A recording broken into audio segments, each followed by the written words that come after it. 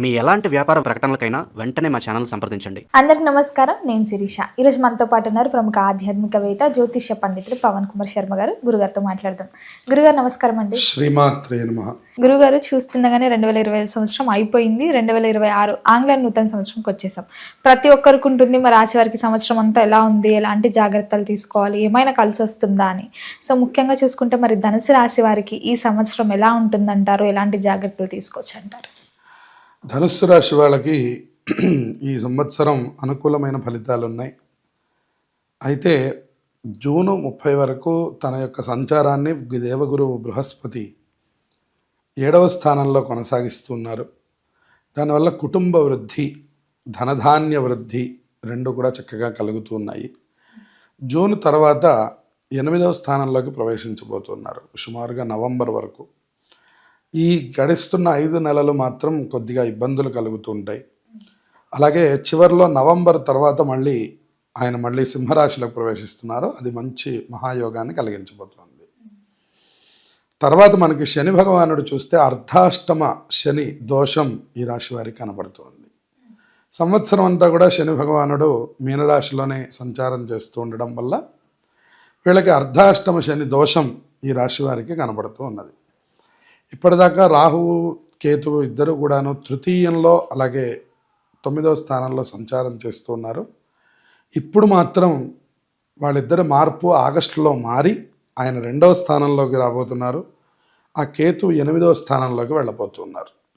అందువల్ల ఆగస్టు తర్వాత నుంచి 2వ స్థానంలో రాహు ఉండడం, 8వ స్థానంలో కేతు ఉండడం అనేటువంటిది ఒక పక్క నుంచి అర్ధాష్టమ శని ప్రభావం కనబడుతూ ఉండడం అనేటువంటిది వీరికి కొద్దిగా ఇబ్బందికరమైన వాతావరణంగా మనం చెప్పుకోవాలి. మిగతా రాశులన్నీ కొద్ది కాలంలోనే మారిపోతూ ఉంటాయి కాబట్టి దీర్ఘ సంచార గ్రహాలని ఆధారం చేసుకొని ఈ ఫలితాలు మనం చెప్తాం. ఇటువంటి సమయంలో మనకి ఈ అర్ధాష్టమ శని అలాగే ఇటు రాహువు ఇటు కేతువు రెండు కూడా పూర్తిగా దోషంగా కనబడుతున్నాయి. మొదటి సమయంలో గురుబలం ఉన్నా జూన్ తర్వాత నుంచి గురుబలం లేకపోవడం, గురుబలం లేని సమయంలోనే రాహుకేతువులు కూడా మారడం, ఇటుపక్కన శని అర్ధాష్టమం చూపించడం అనేటువంటిది ఈ రాశి వారికి పూర్తిగా మనకి కొద్దిగా ఇబ్బందికరమైన వాతావరణం 70% కనపడుతుంది. శుభయోగములో కేవలం 30% కనపడుతున్నాయి. దానివల్ల ధనుస్సు రాశి వారు పూర్తి స్థాయిలో జాగ్రత్తలు తీసుకోవాలి అనేటటువంటిది చెప్పదగినటువంటి సూచన. గురుగారు, మరి ముఖ్యంగా ఈ ధనుసు రాశిలో ఉన్న విద్యార్థులకు ఎలా ఉంటుందంటారు, ఎలాంటి జాగ్రత్తలు తీసుకోవచ్చు అంటారు? విద్యార్థులు సంవత్సరం మొత్తం కూడాను సుమారుగా మళ్ళీ మే నుంచి ప్రారంభమైన దగ్గర నుంచి ప్రతిరోజు కూడా దక్షిణామూర్తి స్తోత్రాన్ని విడిచిపెట్టకుండా ప్రతిరోజు పారాయణ చేస్తూ ఉండడం, లేదా కనీసం వినడం పిల్లలైతే. చివరికి ఇంకా వాళ్ళ కుదరడం లేనటువంటి వాళ్ళు తల్లిదండ్రులే పారాయణ చేస్తూ ఉండడం ద్వారా కూడా కొంతవరకు విద్యార్థులు ఈ సంవత్సరాన్ని విజయవంతం చేయగలుగుతారు అని చెప్పుకోవచ్చు. గురుబలం పూర్తిగా తక్కువ ఉండడం వల్ల శనగలు కొద్దిగా నానబెట్టి వాటితో మాలగొచ్చి మనకి దక్షిణామూర్తి దత్తాత్రేయుల వారికి వాళ్ళకి మాలలుగా సమర్పిస్తే సమస్త శుభాలు కలుగుతాయి. గురుగారు, మరి ముఖ్యంగా ఉద్యోగ వ్యవస్థలో ఉన్న వారికి ఎలా ఉంటుందంటారు? ఉద్యోగంలో ట్రాన్స్పోర్ట్ అని మారడం అని ఉంటుంటాయి కదా, సో మరి ఈ సంవత్సరం వీళ్ళకి ఇది కలిసి వస్తుందంటారా? ఉద్యోగంలో అనేక ఒడిదుడుకులు కనపడుతున్నాయి.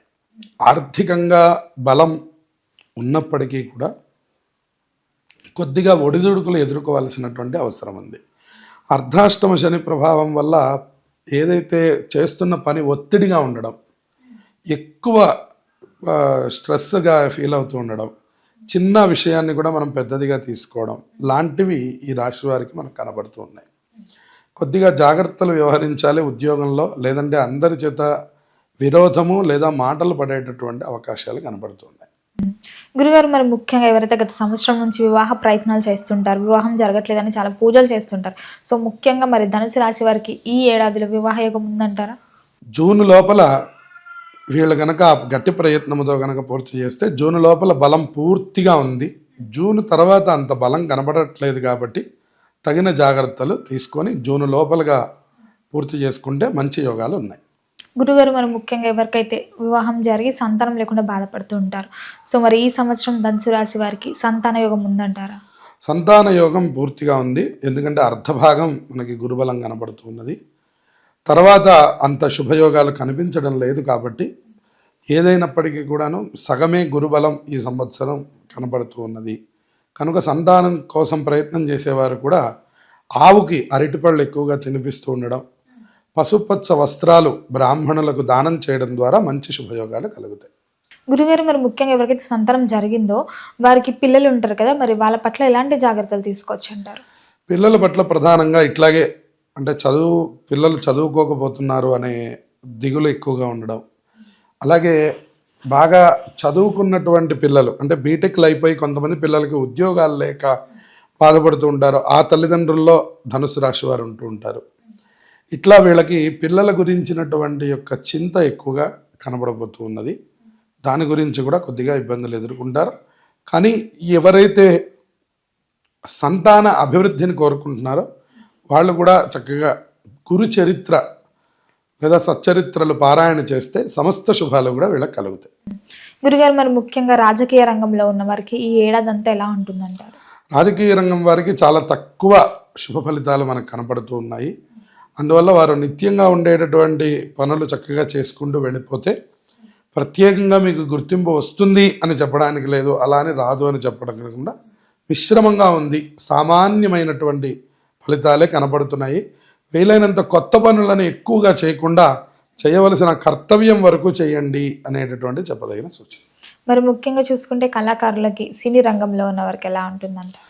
సినీ రంగం వారికి, కళారంగం వారికి కూడా మొదట్లో అవకాశాలు కొద్దిగా బాగానే ఉంటాయి, కానీ తర్వాత కొద్దిగా జాగ్రత్తలు తీసుకోవాలి. గురుబలం తక్కువగా ఉండడం వల్ల ఆర్థికంగా ఈ సంవత్సరం పెద్దగా ఏమీ పుంజుకోవడానికి అవకాశం లేదు. సామాన్యంగా ఆర్థిక పరిస్థితులు ఉన్నా మీ మాటకి ఎదురులేనటువంటి పరిస్థితులు మాత్రం కనబడుతూ ఉంటాయి. ఒక్కొక్కసారి అవకాశం ఉంది అనుకున్న చోట లేకపోవడం, లేదు అనుకున్న చోట త్వరగా వస్తే ఉంది అని చెప్పడం లాంటి ఇవి కూడా మనకు కనపడుతూ ఉంటాయి. మొత్తం మీద సామాన్యమైన ఫలితాలే కనపడుతున్నాయి తప్ప పెద్ద శుభయోగాలుగా కనిపించడం లేదు. గురుగారు, మరి ముఖ్యంగా ఈ గృహయోగం, వాహన యోగం ఉందంటారా ధనుసు రాశి వారికి?